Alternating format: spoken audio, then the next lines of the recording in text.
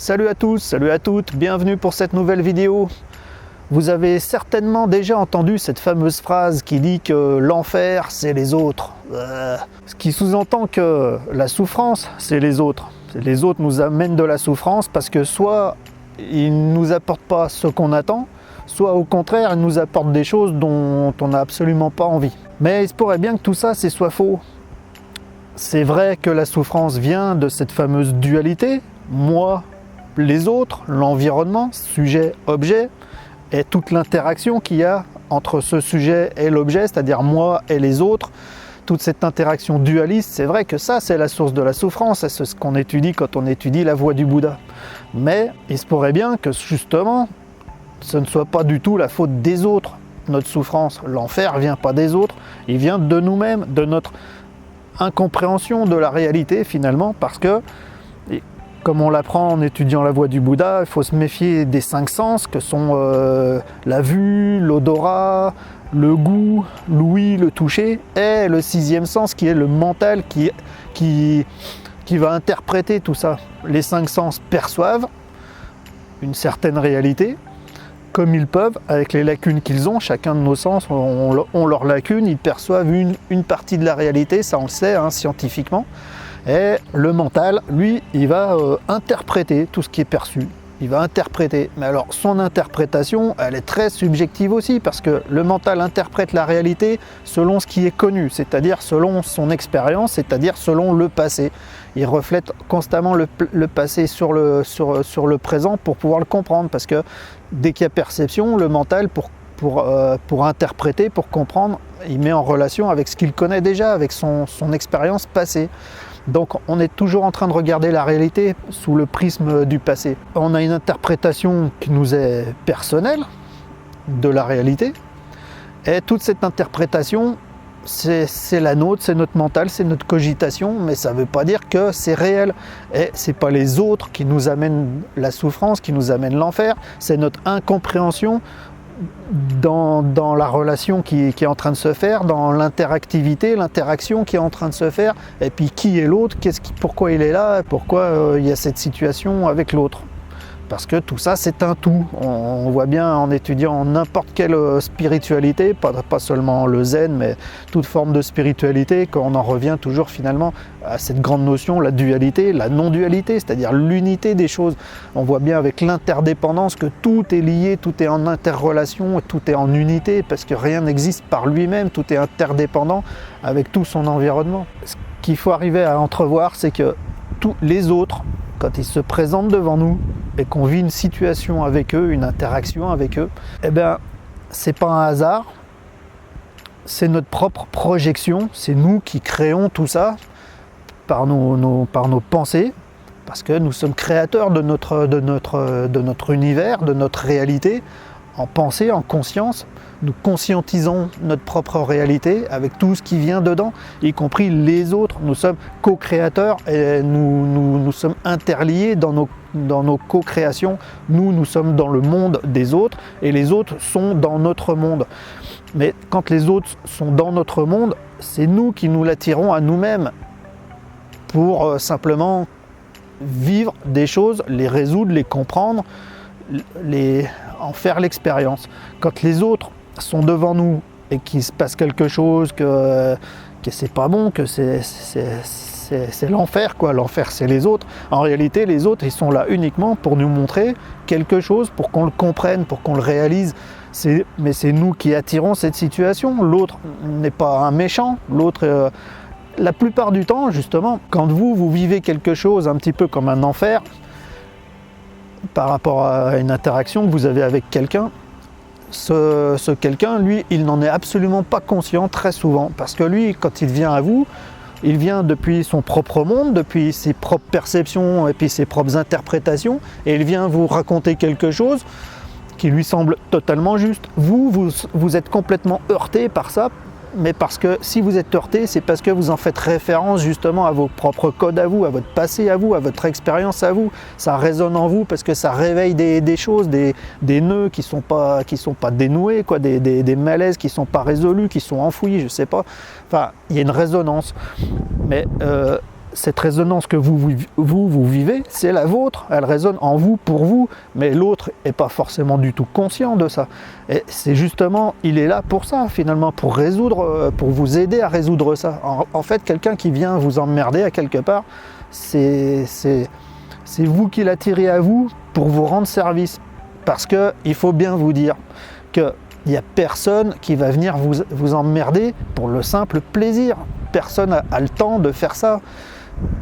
Vous imaginez bien que sur Terre, là, si on est, je ne sais plus combien de milliards en ce moment sur Terre, je crois, on est à combien en ce moment? 7 milliards. Si on est 7 milliards sur Terre en ce moment, pourquoi il y aurait des gens qui auraient envie de venir vous faire chier, vous, personnellement, plutôt que n'importe qui d'autre? Et puis sachant que ces 7 milliards sur Terre, c'est peut-être tout petit par rapport à d'autres vies qu'il y aurait dans tout l'univers, qui est immense, l'univers infini. Il y a sûrement d'autres vies ailleurs, peut-être, et ce qui fait que nous, on est plutôt insignifiants sur Terre. Donc, imaginons toutes les vies dans tout l'univers. Pourquoi on viendrait vous faire chier, vous, personnellement, plutôt que n'importe qui d'autre? Et imaginez bien qu'en plus, scientifiquement, on a des hypothèses aujourd'hui qu'il n'y aurait pas que cet univers, mais on serait peut-être dans un multivers. Alors imaginez encore plus à quel point personne aurait l'ambition de vie de venir vous faire chier. C'est l'ambition de personne pour sa propre réalisation personnelle de venir vous faire chier à vous, personnellement, au milieu d'une multitude. En réalité, tout ce qui se présente devant vous, c'est votre projection pour vous résoudre vous-même, pour lâcher prise, pour lâcher cette dualité, pour tomber dans l'amour, quoi, dans l'amour de ce que vous vivez, de ce que vous rencontrez, de ce qui se présente devant vous, de ce que vous êtes en train de vibrer, de ce que vous êtes en train d'émaner. Tout ce qui se présente devant vous, devant vos 5 sens, c'est votre propre projection consciente. Votre mental, lui, essaye d'interpréter ça à sa sauce comme il peut, parce que le mental, il se réfère uniquement à la dualité, au moi, à l'ego, à l'enfermement dans le corps et à sa petite expérience, avec toutes ses blessures. Mais en réalité, il faut dépasser cette dualité, il faut dépasser le moi, et il faut aller vers cette unité, et vous rendre compte que tout n'est pas que dans votre corps, à la limite de vos sens, mais que tout ce que vous percevez, c'est rien d'autre que vous-même. Vous êtes ce que vous voyez, vous êtes ce que vous entendez, vous êtes ce que vous touchez, vous êtes ce que vous goûtez. Et quand vous arrivez à cette unité, que vous vous ouvrez dans votre vraie nature profonde, en unité, en interactivité avec le tout, vous vous rendez bien compte que tout est ici, de votre propre émanation, pour votre propre bien. Il n'y a rien dans l'univers qui est décidé à vous faire chier pour quelque raison que ce soit. L'univers, il a d'autres choses à faire et les autres aussi. Donc quand vous vivez un enfer, prenez le temps, lâchez prise, ne réagissez pas, faut pas être dans la réaction. Il faut être dans l'action juste, pas dans la réaction. La réaction, c'est le contraire de l'action juste. La réaction, c'est il se passe un truc, tout de suite je m'énerve, je fonce dedans. Enfin voilà, l'ego il fonce dedans parce que pour lui c'est une formidable façon de pouvoir s'exprimer encore une fois de plus, de s'affirmer une fois de plus, de se justifier. Mais si on prend le temps, dès qu'il y a quelque chose qui crée un malaise, on pose, on laisse, on regarde ce qui se passe et on regarde cette unité, on essaye de comprendre pourquoi les choses arrivent telles quelles maintenant. Et comment on peut résoudre, mais c'est pas en rentrant dans l'art de l'autre, en lui faisant comprendre que c'est un con, parce que ça c'est que votre point de vue, que ça va résoudre quoi que ce soit, ça va que envenimer les choses. Il faut comprendre que si l'autre est là, c'est que vous êtes en interactivité, vous raisonnez comme ça en ce moment, c'est vous qui créez cette situation à quelque part, et que c'est à vous de la résoudre, mais pas en cherchant la faute chez les autres, en cherchant la faute dans ce que vous êtes en train de vibrer maintenant. Pourquoi vous en êtes là? Il y a mon maître qui m'avait dit il y a longtemps, parce que vous savez, dans une vie de temple, la vie de communauté au quotidien, tous les jours, dans le Kyoji, c'est pas toujours tout beau tout rose, parce que justement il y a plein d'égos qui sont en train de se friter, c'est une vie de communauté, on n'est que des êtres humains, on a nos faiblesses, on n'est pas tous des bouddhas encore à réaliser. Et donc il y a des fois la vie de communauté, ça peut être dur. Il y a des petits conflits de personnalité, d'ego. Et mon maître, il me disait, quand tu as un problème avec quelqu'un, il faut que tu regardes pourquoi ça te pose problème à toi. Qu'est-ce qui résonne en toi pour poser ce problème. Quand tu auras résolu ça, tu verras que ce quelqu'un ne te posera plus aucun problème. Il n'y a rien à résoudre avec les autres ou pour les autres. Ce qu'il faut résoudre, c'est en soi. Pourquoi une situation, elle nous est désagréable? Qu'est-ce qui résonne en nous quand cette situation se présente? C'est ça qu'il faut réaliser. Et ça, on le réalise dans l'unité, dans l'amour universel, parce que quand on se rend compte qu'on n'est plus que notre petit ego, mais qu'on s'ouvre, c'est-à-dire qu'on lâche prise, qu'on ne cherche plus à s'affirmer, à se justifier, qu'on s'ouvre à tout, qu'on regarde les choses pour ce qu'elles sont, eh ben, on aime ces choses, parce qu'on n'est plus en dualité, on ne les rejette plus, on les aime, et dès qu'on les aime, ben, finalement, elles perdent toute négativité, c'est-à-dire qu'elles ne viennent plus nous emmerder.